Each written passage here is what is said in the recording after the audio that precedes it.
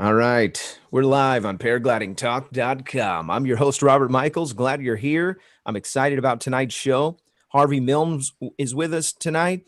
He is a paramotor pilot that broke a record, flew all 50 states in the United States of America, and he's got a great story to tell. We're going to have a great time tonight. You're also joined tonight with moderators. Anthony Peregringo's with us in a bunker really close to the border. I'm pretty sure he's in a tunnel right now that's under the border. Also, Nick is with us. He just landed just a few seconds ago, and he's driving. So don't ask him any questions where he has to go to his computer because he can't text and drive. He might just go right off the road. And our favorite Craig Taylor is with us. He is also, he's actually in the air right now, as you can see, and the sun is setting there nicely. I do want to just do some quick order of business. Want to say that I appreciate all the sponsors of the show. If you are one of the sponsors of the show, you are greatly appreciated. We can't do what we do for the show without your investment, and so we really appreciate it. This main sponsors are PPG Swag. If you go check out the website, it's ppgswag.com. Darren Green makes all kinds of t-shirts. He made this t-shirt, and he's got all kinds of stuff on his website, and there are some really funny ones. Go check them out, and you're gonna enjoy that website, ppgswag.com. Show is also brought to you by ppgsmoke.com. Ryan Roberts has made all kinds of stuff, inventions that he's added to the sport. He's got an incredible mind for engineering. And so he's working on a project right now. They're developing a frame for paramotoring, and it's going to be a universal frame from what it looks like. If you are following the show on Instagram, you would have saw the post that I put up and the questionnaire to go and look at that setup and look up at his mock-up. So go check out ppgsmoke.com. That's the website. Also, the show is brought to you by paraorangeproducts.com. Paraorange Products is the first sponsor of the show. They have a great website. Paraorangeproducts.com is the website. And Larry and the Bag Lady make all kinds of cool stuff for our flying needs. Go check out their website. Paramotorprops.com. They are also a sponsor of the show. If you want to get a really good deal on props, go check out their website. They got a great deal on getting new props. And who knows, you might blow one up. You want to buy one. So that's all for that for now. Thank you for joining. If you are joining, your name's being written down. And we're going to be doing some pretty big giveaway stuff on the show moving forward. We got some really cool stuff. And tonight we're going to be giving away a t-shirt and a neck gaiter, Paragliding Talk neck gaiter. And these are great. I wear mine every day now. It's sad that I have to do it, but I wear mine every day. Harley, thanks for being with us tonight, man. I really appreciate you taking the time to come, and I know you're trying to balance your life back to normal after a giant adventure like flying across 50 states. If you guys don't know Harley, it was the 50X challenge, and you could find that on Instagram, and I put a link in the description if you want to follow him and his adventures. I'm sure there's more to come. He's got his background is in technology, and he runs some aerial photography business. And from the last I heard, he's looking to hire somebody.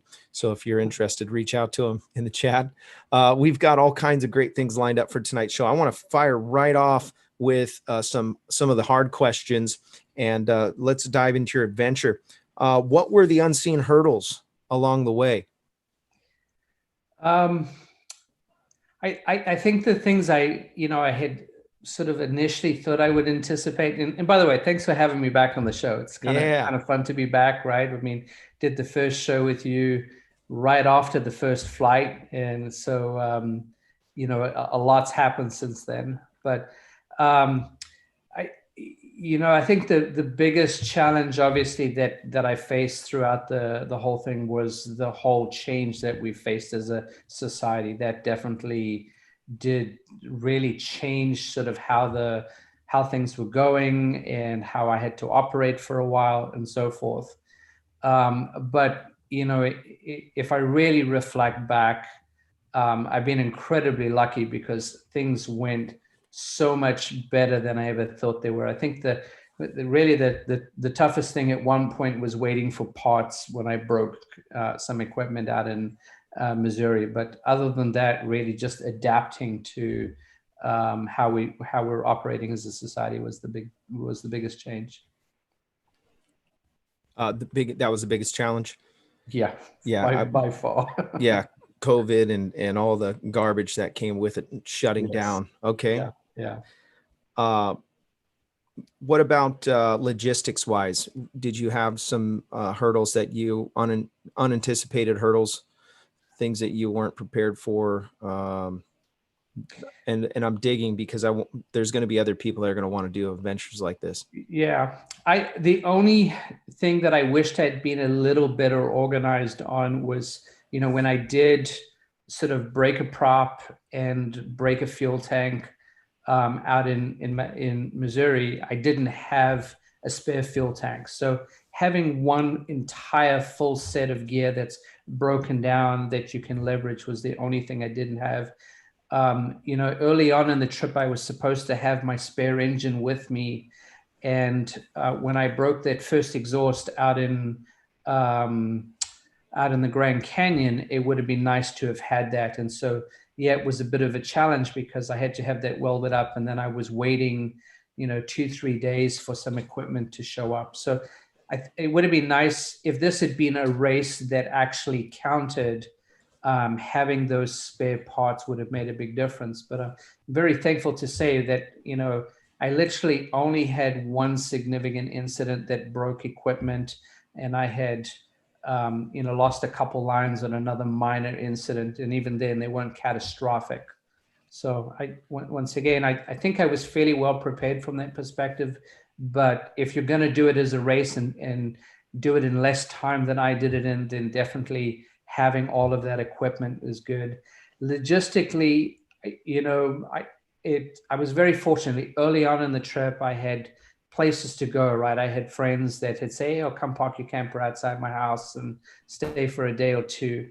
And that was easy. Once I left Utah, I was fending for myself and finding places to park on the side of the road or at airports as I did. And so I was extremely grateful. I mean, I literally had people say, "Hey, come park your camper out, at my house, at my shop, or wherever it was." And so logistically, that actually was a tremendous help. Without that help, things would have been much more difficult.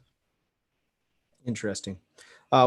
Let's talk about a time when you flew and you were forcing it. You knew you shouldn't have launched, but you did it anyways. So that's a great question.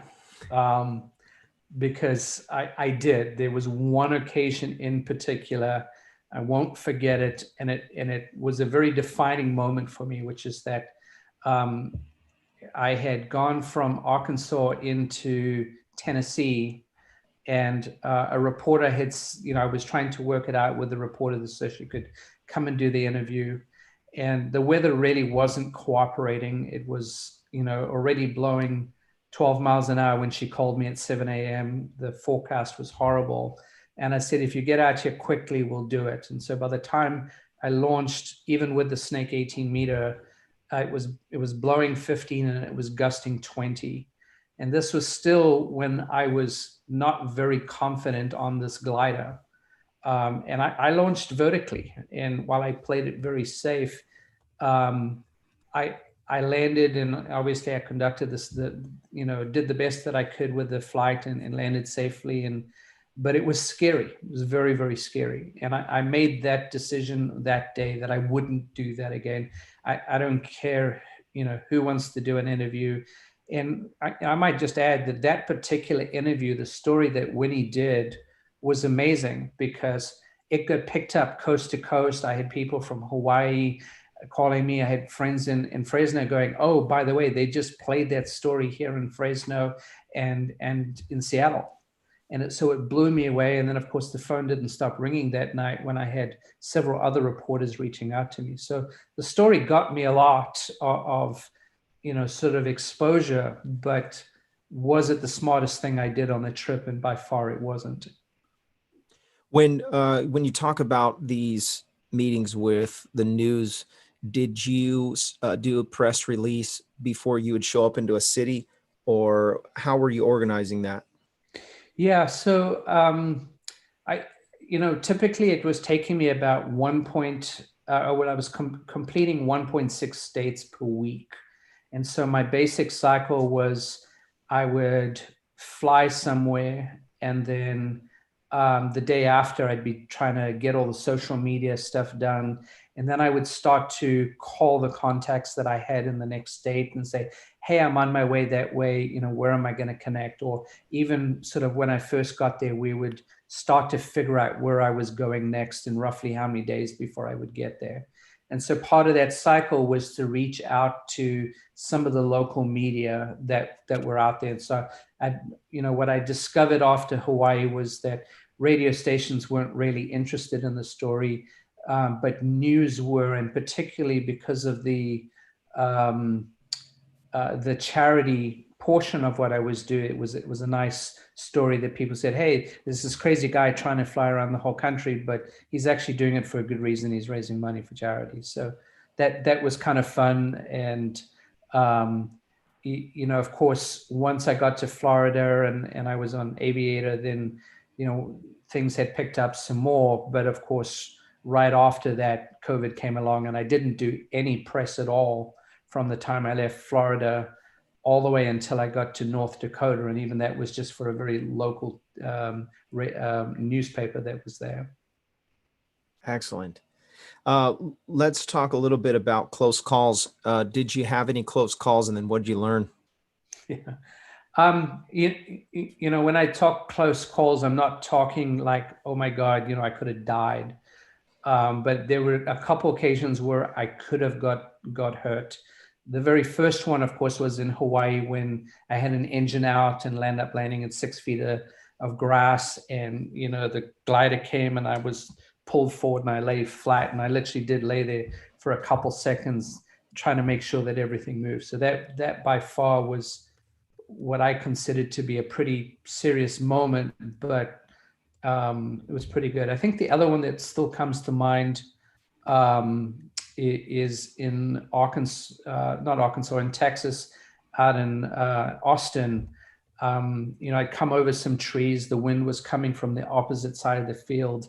And the one thing I don't like about the snake is if you take the air away from the snake, it drops like a stone. And so you can, not be bumpy, not getting any sort of rotor coming off the trees, but you can come over where you think you've got all this air coming up, and then you come past where that air is coming up, and now you're suddenly in a dead air space. And if you're near the ground, you drop 50 feet. And so I had one time where I literally dropped 50 feet, and I was very lucky I didn't get hurt. So that was a scary moment. Close to the ground? Sorry? You were close to the ground when that happened? Yeah, I literally came over the trees at 50 feet and dropped 50 feet to the ground. Oh, and some light rotor, or would you say that?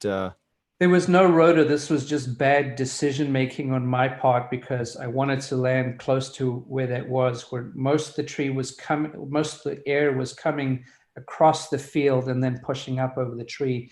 And if I had just landed more towards the midfield, that pocket of air that I lost, basically you land up with air coming in and then forcing up, and it creates this dead space or this dead air right there. And I came across the top of the air and then dropped into the dead air. So that was a significant error that I learned about very early on, or relatively early on, and I haven't made that mistake again. But that was a scary moment, and that's kind of the snake behavior, where it likes that air, but if you take it away, it's a sporty glider. You're going to expect it to drop. Talk about that a little more. This is something that guys face on a regular basis. You're gonna want to land where you parked. Not everybody gets the opportunity to have a big field to launch and land from. Some guys will, like Tucker got. He went on an adventure the other day, and they went to a whole new park I've never seen before. And the wind started gusting up, and there was some predictable things that were happening, and there was some unpredictable things that were happening. In your case, in this, there was a dead space And obviously there was some rotor type actions that were happening with the air. What was a trigger, and did you know about it ahead of time? And what was your takeaways from that? Yeah, my opinion is they should have known better, right? Because we typically feel rotor coming over some trees coming into a field, and I wasn't feeling any rotor, and that should have been a warning right there, that because there was just enough air and it was kind of just flowing gently over. So if you think about it, right, if air is coming up towards the tree base and then it pushes up, and then it's gonna, obviously it's condensing that air that's coming through. So the fact that there wasn't rotor should have been my indication. And so my recommendation to people is anticipate that the air won't be there, or that you're going to get the rotor. And even if you think you don't want to do the walk, pick the midfield, you're going to potentially better off, unless the wind is very, very strong and it's coming off the trees, creating rotor off the other side of the field. And you'd have to look at that it's Austin Paramotors, their training field is where I was, and it was coming across sort of not the length, but the width of it. So it was a very important lesson that I learned very early on with that glider is you want to keep your airspeed up. And essentially I lost all my airspeed because there was no air. I'm glad you didn't have a incident. I've had some situations at Blossom where you leave Blossom, go to El Capitan, we call it El Cap, and as you get to El Cap, there's a chance that the wind could be coming up from over the back, and you can always tell because as soon as you get to the top where you would normally climb up, you're in the lee side. Obviously, once you get to the top, it starts to flush and it starts to do some weird turbulent stuff there. So that local knowledge and listening to local pilots is a very important lesson. I can think of two other incidences where, they're actually good, valuable lessons. One was in Vermont, actually, where the local pilots there told me they don't fly unless it is zero on the ground. And I looked at them, I said, you guys have never, they said, no, we only do forwards. We don't do any reverses here because we're in a fishbowl. And if it's not zero on the ground, then you know it's going to be crazy on top. And sure enough, they let me be the guinea pig, or at least the test dummy that day, a wind dummy. And I did. I got off the ground, and it was about 2-3 miles an hour on the ground. And I didn't get more than 200 feet up. And this was like, free flight, where you get picked up on a thermal and suddenly you go from 50 feet. Now you're suddenly 600 feet up, almost vertically. And, going up's not such a bad thing, right? Coming down, where you're dropping 50 feet and you're climbing 50 feet. And now you're trying to control that coming in, especially on a paramotor. It got pretty scary. And fortunately, I was able to come in sort of behind what was kind of going on. And once you got back down to that 50 feet, things smoothed out again. I was able to get back on the ground. But it was a short flight. There was a wake-up call to like, hey, local pilots do actually know what they're talking about, even if they have considerably less experience than you. And that was the thing. These guys had been flying for a couple of years, but I was kind of like, really, you guys don't fly if it's zero? It was a healthy wake-up call. The last scary moment that I'll mention, it was actually Devil's Tower in Wyoming, because I know a lot of people loved what I did there. But first of all, the weather forecast was woefully wrong. I was hell-bent on doing it. It was one of the few times I was like, I'm going. I've got one shot at this. I'm going. And I got up, and I wasn't 150 feet up in the air. It started raining. And even that was the easy part. The scary part actually came at the very end of the flight as I was getting ready to descend. And, I had been sort of in this cool air along the top, and everything felt great. And so I started to make my descent down. And the next thing, I just felt this rush of warm air hitting me. And as that rush of warm air hit me, the next thing I knew, I was staring at my feet. And it literally had picked my feet up. And I mean, I wouldn't say that I was on my back, but you can imagine, instead of the paramotor being like this, I must have been something more like that. And the way I describe it, I don't know if this is an accurate description, but I feel like I dropped into a thermal hole. And this thing literally was like letting me sort of drop down. And I literally stayed at the ground and said, I don't know where I'm going to put this down, but I know I'm going straight down right here. And I was lucky enough, I was able to fly through, come out the other side. I was back in cool air. It was bumpy, but I was able to get over some greener, more stable air and come in for my landing and landed safely. But out of the 50 states, that was one where I would like to say that, in other places I could have made better decisions, but that was a scenario where I couldn't have seen it. Now, the weather was a little funky. Should I have been flying? That might have been the more questionable decision, but falling into a hole was scary. And it's probably the only time I've ever wished I had a reserve, because I still am not flying with a reserve. And I know I have to go do that. Oh yeah. Yeah, I think it's a great idea, especially if you're going to do stuff that involves sketchy, turbulent air like that. Yeah, I just didn't see it, and it wasn't like the flight air was terribly bumpy or uncomfortable, right? I've flown generally where the conditions are not so good. In effect, a large portion of this trip, right, I wasn't flying the best conditions. But this was a scenario where, I fell into a hole, and it got pretty scary. Nice. I do want to just real quick say thanks. James Sutherland contributed, and he said, "Happy 4th, everybody." He contributed $9.99 to the super chat. Thank you for your investment in the show. If you are not sponsoring the show already, oh, thanks, Mom. Mom just donated $20. If you're not sponsoring the show and you'd like to, you can do it on Patreon or PayPal, and there's a link in the description, and your contribution goes to the advancement of the show. And actually, quick announcement, I'm bringing my son on to actually help me with the show. And so he started, today was his first day. And so he's in the backgrounds doing some email stuff. So I told him, go for it. Let me and send me over what you're working on. And so we've got some great projects. By the way, we're going to be doing a prestigious award for paragliding people. And it's going to be called the Freedom of Flight Leadership Award. And so keep that in your hat, and you're going to see an email coming soon, and we're going to be nominating someone with this award. And it's a pretty cool thing, I think, to promote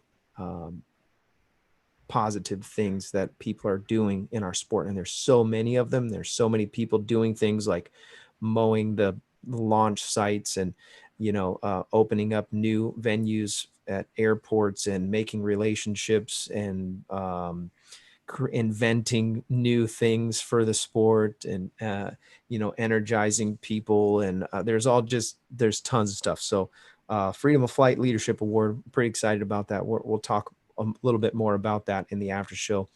And so I do want to real quick mention a couple sponsors. Nebraska PPG is one of the sponsors. Josh Bowden, he has a school that's in Nebraska. If you want to be a part of that, you can go check out his website, and there's a link to his Facebook in the description if you want to get a hold of him. It's actually a good school, and they've got some really good stuff going on over there. Reach out to him. Show's also brought to you by the Tri-State Skywalkers. So if you're in Indiana, Kentucky, or Ohio, you can reach out to Brandon McCloud, and he's got that flying group going, and they've got all kinds of good stuff for pilots. And I think flying clubs are excellent because of what they bring to the table. Also, he runs germgladiator.com. And so it's still hard to get the sanitizer spray or hand sanitizer stuff from the store. There's empty shelves. And now with a new kind of wave of people getting sick, and stuff's flying off the shelves again. So you can always go to germgladiator.com. They have a great deal. There's a link in the description for that. iFly Indiana Powered Paragliding is also one of the sponsors. Go check out their website, iFly Indiana. Kevin and his team will get your feet off the ground. We want to give something away. Craig has been, by the way, Sean's with us tonight. Glad you made it, Sean. Hey, Sean. Craig has been, if you noticed, I've been hiding him because he's over there and smoke is coming out of his ears because he's trying to keep up with what Sean does each week. And I think he's close. I think he's close. I think I got him. I saw Sean come in. Sean looked like he was focused too. So you might get 2 spins of 2 random wheels tonight. Should we wait? I'm a know. few minutes early. I'm like 4 minutes early, so we can move a few more questions and corner Harley. Let's do that because I see lots of questions in the chat. And Yes, if I may, I want to just give a quick shout out to Cadence. She's a young lady from, I got to make sure I get this right, I think South Carolina is where I met her and her dad. And so her question was, have I met any pilots younger than 13? And I did. Matt Minyard has a young man who I think is 9 years old that he's taught to fly, and that was out in Louisiana. So wow. hi, Cadence.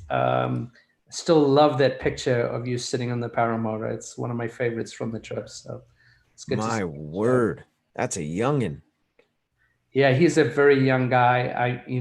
My understanding when I was out there was that he was going to try and be the youngest pilot of that age to fly for the longest. So there had been another, I believe in Europe somewhere, another young paramotor pilot who was 9 that flew for a few minutes and actually flew the paramotor by themselves. So it's incredibly young. It's but this young man that Matt's been working with, if you follow Matt, you've probably seen it. But I mean, he's definitely wise, well beyond his years. And I think I was more like 29 before I had the head on my shoulder that kid has. It's pretty amazing. And I know Matt wouldn't take him flying if he wasn't capable of doing it. I got some good parents.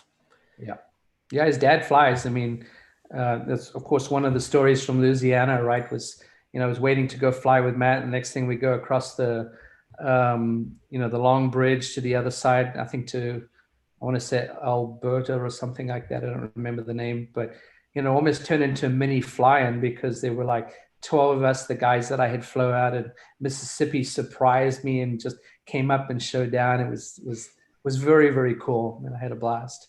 Joe Rothfuss, he asked, what was Harley's favorite food on his entire trip? I got spoiled, particularly during COVID days, where I got to be served steak a couple times. I remember with John out in Wisconsin when I was at EAA in Oshkosh, served me up a big T-bone steak, and he and I. So that was the first big steak I think I'd had in a very, very long time. And then of course Ray, my buddy in Wyoming too, did the same thing and had me sit down with his family. So it was 2 of my favorites because of course it was so hard to come by, and steaks are kind of expensive these days. Right. Yeah, there was a weird meat shortage going on for a little bit too. Yeah, absolutely. Of course the farmer's not making any money, but yeah, we'll get through this stuff if everybody just doesn't watch the news. We've got some great things coming up, so let's do the. Are you guys ready to spin the wheel? Yeah. Yeah. All right. Hey, here's Craig. Here, Craig. Here, Craig thought I dropped the ball. Oh, he's not in yet. He doesn't have the wheel done yet. I don't doubt you one bit, Sean, but I do gotta say to all the viewers that are, solid every week viewers, I don't think anybody appreciates what you do. Probably not. Oh, I know. Certainly worth the bowl of rice. Oh man, bowl of rice. Dang, give this guy some pork fried at least. Yeah, it's all good. And I'm still taking them down, but I've gotten everybody in there from now on. Okay, it's cut off right now. It's cut off. Okay, I got everybody's name in there that's in there. And what do you got there, Robert? This is what I'm giving away right now. It's paraglidingtalk.com neck gator. Noise. Can't buy these either. I don't know. Somebody asked me, "Are you selling those? Because I really want one." And I'm like, "Got to watch the show." That's right. We might run another batch of these. I don't know. They just took a long time to make because far more important people were getting these. All right, you ready, Robert? Let it rip. There we go. We're rolling. Paraglidingtalk.com. Going to Mike S. This is the He's Lone Star Paramotor Spin of the Wheel.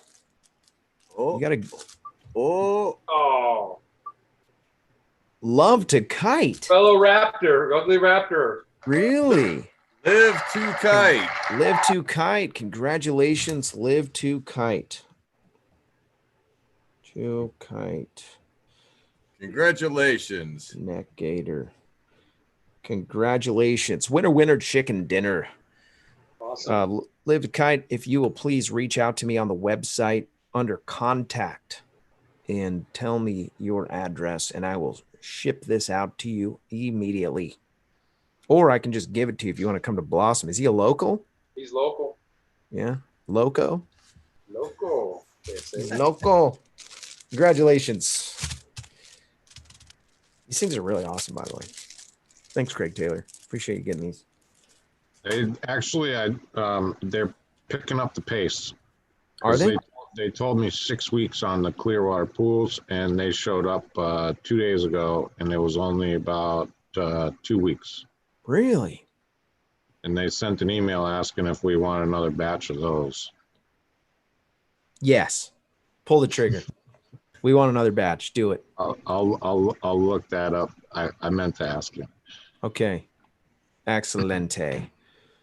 We're gonna pop these suckers out like little hatchlings. Okay, let's talk a little bit. Go ahead. I'm gonna do it like I pop names in the wheel. That's right. You got a really good chance to win tonight. There's 55 people watching currently. You got the high chances. Live to kite. Yep, thank you. Congratulations. Mark Taylor. He's a local ugly Raptor, part of my group. Mark Taylor. Yeah. Do I know? I know Mark Taylor. I think you do. Yeah. Yeah. Excellent. Okay, Sorry, let's. I know a Harley Milne. Yeah.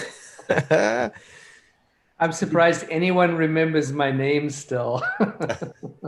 Harley's a pretty awesome name, I have to admit. That's up there with some of the top coolest names like Robert, Craig. I mean, it's up there.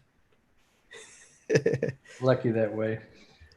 So let's talk about friendly, unfriendly. What states? Let's start off by what was the most unfriendly state that you visited? Oh, you can make it. Do you know anything about me yet? I want some complaining. You Where's know, Carol? as everybody knows, the Midwest, definitely prides themselves in hospitality, right? And absolutely, that was my experience. Was honestly just, it almost set the tone at one point where it's just the hospitality was so amazing. But I honestly, there isn't a single state that I can complain about in terms of how it was treated. Were there some states that were just a little bit more challenging? I remember coming through one state in the the Northeast, and I parked behind this derelict building, and some guy came in there and he called the cops on me. And fortunately I had, I wasn't doing anything wrong, but I moved. And the whole reason I parked there was to wait for the airport to finish doing the work. They were doing a major remodel of the FBO there. So there was all this debris from the construction. And so I got out the way while they were busy doing that, and then pulled the camper back there to stay for the night. That wasn't a very friendly experience that time, but in terms of the paramotor pilots and the people I got to fly, I mean, they made an amazing video for me, and I was very grateful. But honestly, every state was incredibly accommodating, and the negative stories, you know, or the odd things that occurred were extremely few and limited. Okay. Most hospital state. You're just determined to put me on the spot, You're right? doing it. I know it can't be California because this place is a crap hole. No, I would not describe California as being the most hospital. I mean, coming back to the West Coast has been, you know, things are much more locked down here between Florida and Oregon. Sorry, Florida, between Washington, Oregon, and California. Like it's, you know, it's light and day between being in Montana and Wyoming to being in Washington. Like it really was like, did I drive into another country is the way it felt. Yeah. It was very, very different. And, you know, I was very well taken care of by Tyson and where I got to hang out, but just the vibe definitely in terms of the lockdown. Of course, Seattle's had their own problems downtown and so forth. So clearly the vibe and the climate drives some of those experiences that I've had. And I love Seattle. It was the very first city that I ever came to. And Seattle took care of me. I mean, I never paid for a drink my whole night. And I had just an amazing first experience there. So I know this isn't how things really are there. Yeah. So how drunk you get? Yeah. That first night, yeah, I can't talk about some of the places the fish. So they of course they sell a lot of fish in Washington, right? So I met these two guys that worked for Microsoft, so they were taking care of me, and then this woman who worked for this company brought these two Italian guys out from the East Coast, and she was showing them around the town, and they just had, you know, invited me to go along for the ride. And so next thing I know, we're in nightclubs and a few other kinds of clubs, and I got back in the wee hours in the morning. It was an insane first welcome to America. Never trust a skinny chef. Shane is asking, where can I get a shirt like yours? Well, I was very blessed to be handed this one by Carson with Scout Paramotors, and I got the shirt from him when I was in Montana. So I guess it's the Nivik shirt, right? Yep. Nice. Yeah, give Carson a call. There you go, Carson. Carson. Why am I saying Carson? Canyon. My apology, Canyon. Oh, Canyon. Yeah, Canyon. I'm not sure who that is, but I it seems like I like them already because I want one of those shirts too. Paramotors, you know. And Scout. Let's talk about your gear a little bit. Yeah. So let's talk about the wear and tear on your gear. I mean, you put some miles on your vehicle, obviously, but also your wing and your motor. What did it? Okay, let's go back real quick. You came on the show. Was it November? Somebody pulled this up. Mid-November, right after getting back from Hawaii, right? So like November 15th or something like that. Yep, there it is. Episode, what was it, 96? 96 or 97, I think. Yeah, I don't know. episode 96. Yeah. November 14th. Yeah. So that's quite a lot of flying. You got at least 50 flights, and the only one that you can't talk about is the one in Vegas, but all the other ones are fine. But now let's talk about the wear and tear. Were you expecting things to break? What does your wing look like now compared to what it looked like? We talked before the show, and you were going to give away your boots, and they touched every state on this adventure. Talk about that. You know, so I flew my motor on my frame in 48 states, right? I had Eric take care of me out in Hawaii, and I flew his flat top, and I also flew those old Walker jets. And then when I was in Alaska, I got to, oh my goodness, it was a Thor 130 on,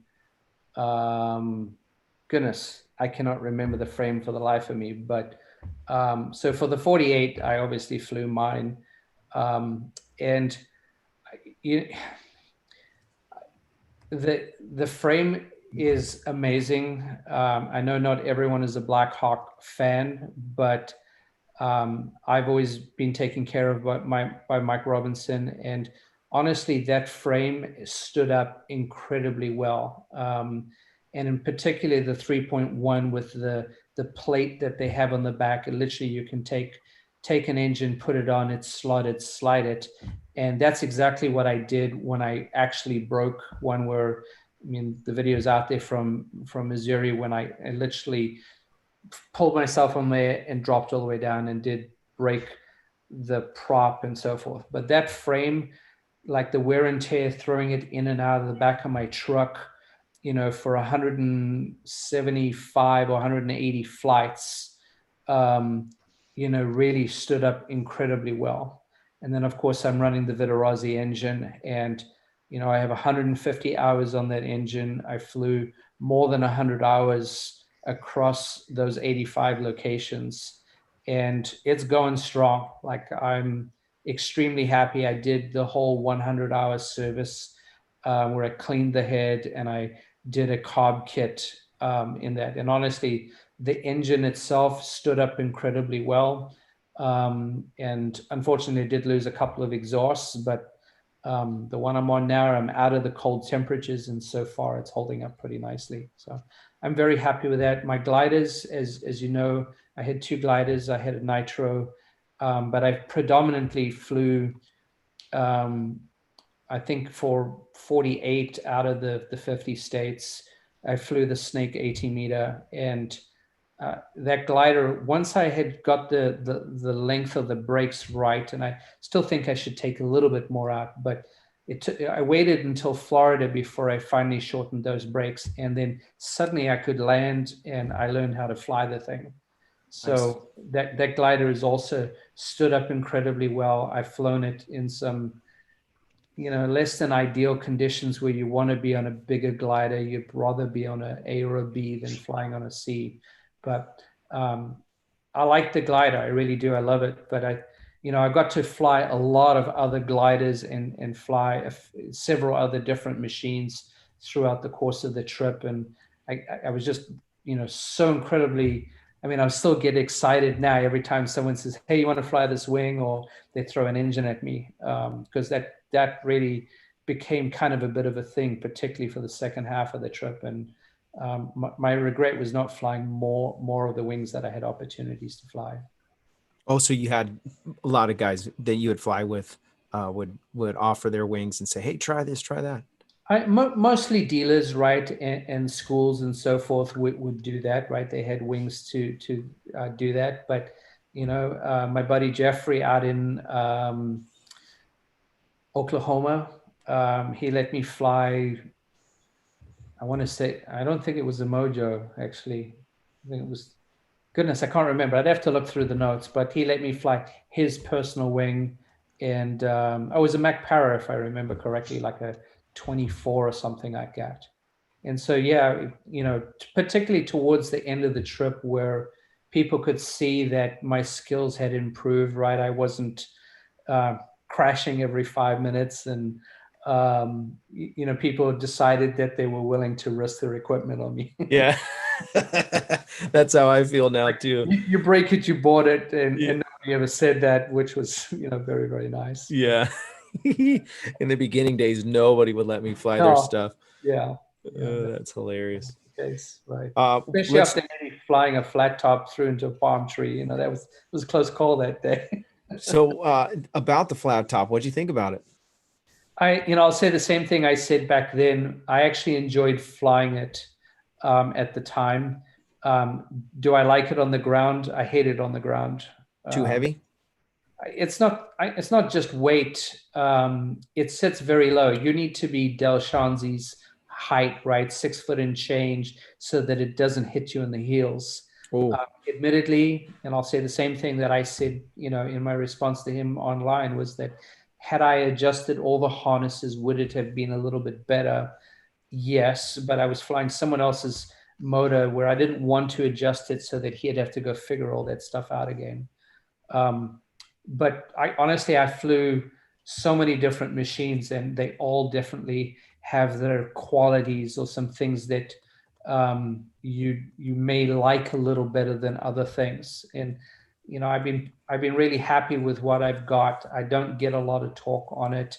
I like the way the bars sit, that they're not offset, which means that when you're on the ground trying to take off, you're not trying to deal with their torque. So it's really more of a choice thing. But flying the Scout, I love flying the Scout. I had a lot of fun flying that thing, and the torque compensation on that's amazing. So getting down and at Midwest Parajet, right? Those Parajets are light, and I could get used to flying one of those very, very easily, because I started to have some back strain towards the end of the trip, where every day I put the motor on the same way, and so just not having to put on quite as much weight every day at that angle. 2-3 pounds is not a lot of weight, but do it every day. And you start to very quickly say, well, hang on, there are some things that I would like to have. And no, at least for me so far, there is no one frame out there that's perfect, but each has its room for the pilot that's there. And I'm just very appreciative of having that opportunity to get that experience that not all of us get that opportunity unless you're a dealer who can, afford to get these motors and fly them. And of course, there are guys who've been around many years that have had these opportunities to fly a lot of different frames. And so when they're more, they're certainly in a better position to advise people better. And I typically will describe how things work for me rather than criticizing a particular piece of equipment, because I'm certainly not qualified to do that. By the way, I want to say to everybody, happy 4th of July. Really appreciate all of you, especially if you've been in the military and you served our country at all. Really appreciate you and your investment in our country. And what we have is an amazing thing. And so thank you for your contribution. If you served or have served in any branch of our military, everyone here, I can pretty much speak for them that they appreciate you. And thank you for your service, and thank you for what you've done and what you do. Want to give away a shirt from the guys at ppgswag.com. And so let's give away a shirt. If you guys are ready to spin the wheel, we're going to spin it again. And One-Eyed Willie said that he didn't make it in the last one, so we want to make sure his name's in there. Yeah, as a matter of fact, One-Eyed Willie's name is in there. Nice. And One-Eye Willie had got to put it in twice. And good old One-Eye hadn't been in the chat before I spun the wheel. He was quiet before he spun the wheel. Absolutely. That's why he didn't say. That's why he didn't get picked there. You see, I have to defend him because I did see him early on. He was in there early on. Yeah, I did see him. It did that. It did. I said first, like, I don't know, 5 o'clock this morning or something, and then it took it off, and then I put it at like noon, and then I put it again at like 3. So yeah. Nice. All right, here we go. Ready? Wheel spinning. Spin the wheel. Oh yeah. Spin it to win it. That's right. Good stuff. This is for a t-shirt.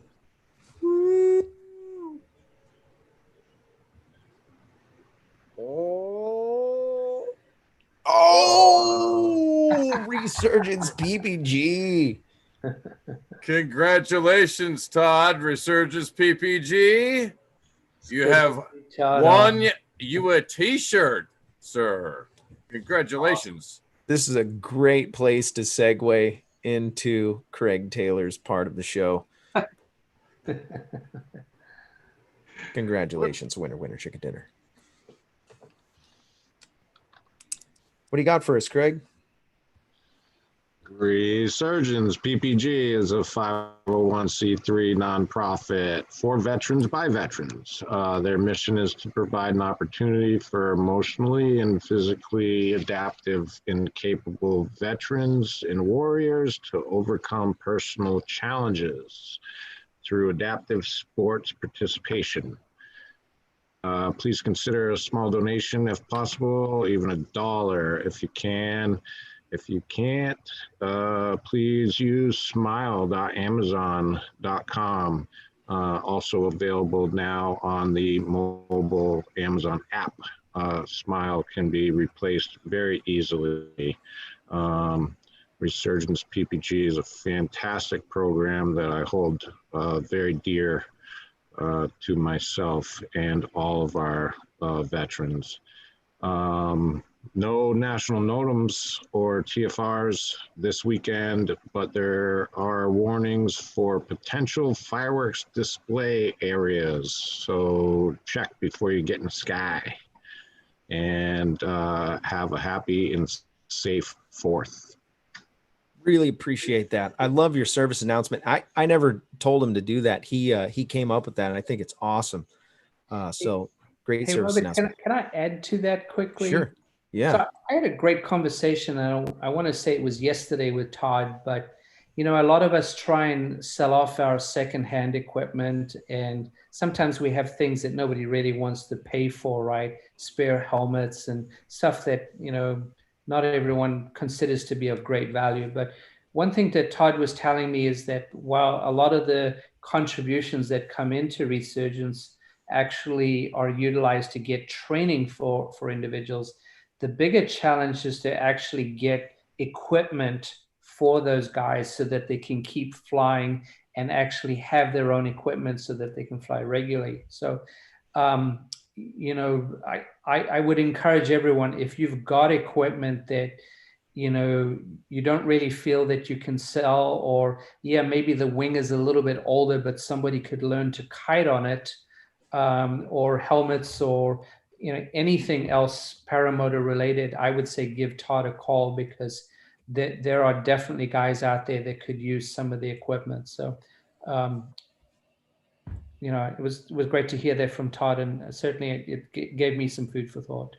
Yeah. What a perfect winner. Mike S said, very fitting for him to win on the 4th of July show. Yeah. Scandred's got some good stuff going on over there with Resurgence PPG. I still have this sticker, and once I get a paramotor, I think it's going to go on there somewhere. Probably my gas tank. Yeah, I've got big dreams, folks. Big dreams. Never trust a skinny chef, Shane. That name never gets old. I've got a couple more questions we're going to load up. I do want to ask about the money part of your excursion, and I want to talk about, did you raise the amount that you wanted, and did you meet your expectations? So I did not reach the total of $50,000. You know, I'm very grateful for all of the donations that did come in. I think, especially with everything that is going on, so many people are hurting. I almost didn't want to mention the charity part for the second half of the trip, right? Because people really are hurting.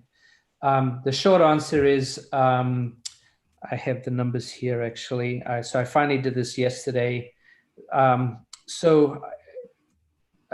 me scroll down just a section here. Where did I write it down? Oh goodness, I don't have the total listed here. So I believe the total that I had recorded yesterday was I raised an estimated $20,000 in direct and indirect donations. So, for example, there were direct donations to like an Indian reservation from GeoWing Mapping. Then there were other, you know, then of course there was direct money to Resurgence, and Wounded Warriors and some other charities. I mean, $500 to a variety of charities. Wounded Warriors got $350. Resurgence got $550. In fact, in addition to that, the GoFundMe donations that were, you know, given to me to offset my financial costs, I actually did donate that directly to Resurgence. Shark Stewards. So I think that was the majority of the direct money. The indirect money was like an angel flight by David Neal in Madison, Mississippi. Jeffrey Miller did a Guatemala mission as a doctor and went out there and took care of some people. So that was inspired in part by what I was doing. And we've continued to talk about maybe what we can do in the future. Shark Stewards got training for some of their people through the dive center that I used to work with. And then, of course, Eric Faywell pledged $500 towards the Aviator Foundation, which is primarily there to help provide legal help for people with paramotors. So altogether, you know, in direct and indirect, it was just shy of $20,000, which I think was still, at least in my mind, amazing given the economic environment we're in today. Yeah, crazy.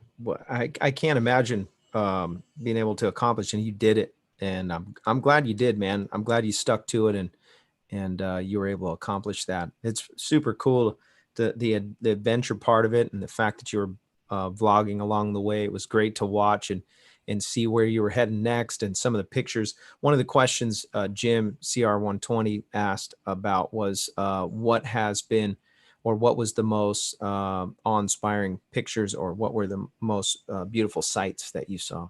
Yeah, I mean, I think there are some that really stood out, right? You know, going to Alaska and flying over a glacier, not something we all get to do. And this particular glacier is, you know, half of what it was 20 years ago. And in 10 years, it won't be there. It'll be gone. So that's a huge opportunity. I mean, we flew, I think, 3 miles across the water and then another 6 miles up to the glacier. We climbed from sea level all the way up to, I think, I want to say 6 or 7, maybe 8,000 feet to get over it. I really wished I had the fuel that we, you know, had we refueled on the side of the glacier, I would have flown right over the top of it all the way to the other side where, you know, you can see the other side of the ocean, right? So definitely stands out as like, oh my God, I got to fly a glacier. But, you know, I remember certainly Moab, my buddy Andrew took care of me there in flying Castleton Tower and Corona Arch and the jump off, the ladies who drove off the end of the cliff. Goodness, I can't remember the names, but anyway. Thelma and Louise. Moab, Yeah, Thelma and Louise. yeah, Thelma and Louise Point. Thank you. I definitely, the next place was, you know, coming through Flagstaff with all the snow, and Sedona was huge. But there, you know, Devil's Tower in Wyoming was huge.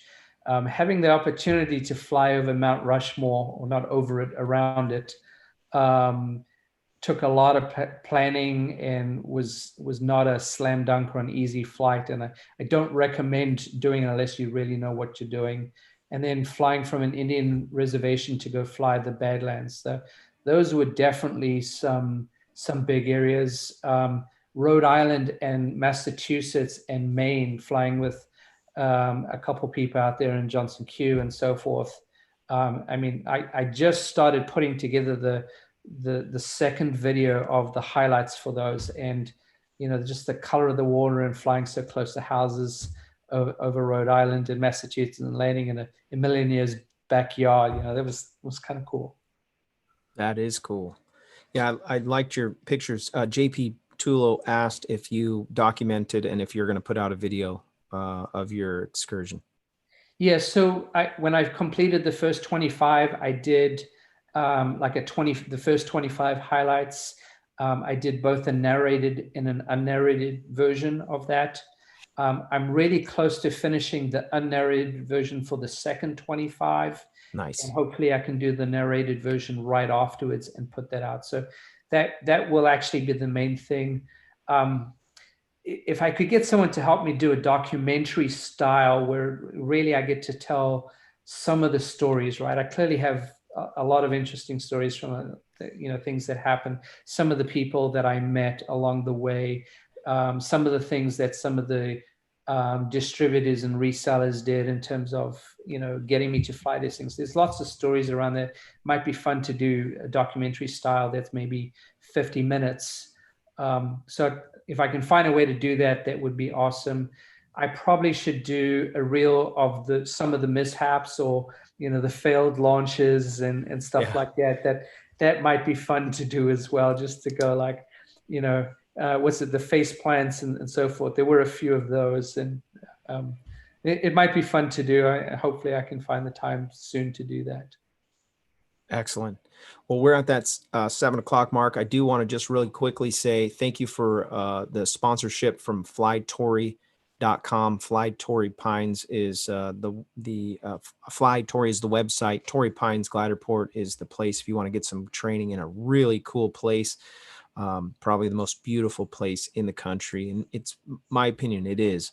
You got ocean, you've got just incredible scenery and some of the best training. You're going to find really good teaching coming out of Torrey Pines, and they have a great thing going. Go check their website out, flytory.com. I really appreciate if you're interested in sponsorship of the show and you want to get your brand out there, reach out to me through the website and we'll get you signed up. And thank you again for all the supporters of the show that support the paraglidingtalk.com. If you want to go and see who's supporting the show, you can actually go and find that under the supporters page.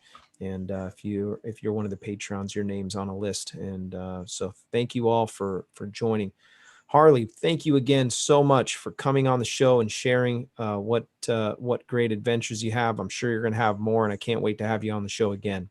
Thank you so much, Robert. Yeah, it's been a blast. And I know we didn't get to some of the questions in the chat. If I'm able to get a copy of the chat, then maybe I can respond to those individuals either on maybe the Facebook page or something like that. So yeah, sure. Awesome. Thank you so much. Yeah, we're going to go to the after show. If you're one of the supporters of the show or you gave in the super chat, you are welcome to come. Just put your email in the drop your email in the chat, and I will send you an invite. And we're going to hang out for a little while in the after show. That's where the real party is. The after show. Margarita right now, right? Yeah. So thank you guys. Really appreciate everybody. All the moderators. Thank you, Anthony Peregringo, Craig Taylor, Sean Nafsker. I don't know where, I think Nick went flying again. But thank you guys. Really appreciate what you do for the show. And we'll see you on the next one. And if I don't see you in the air, I'll see you on the air. Have a good night, guys.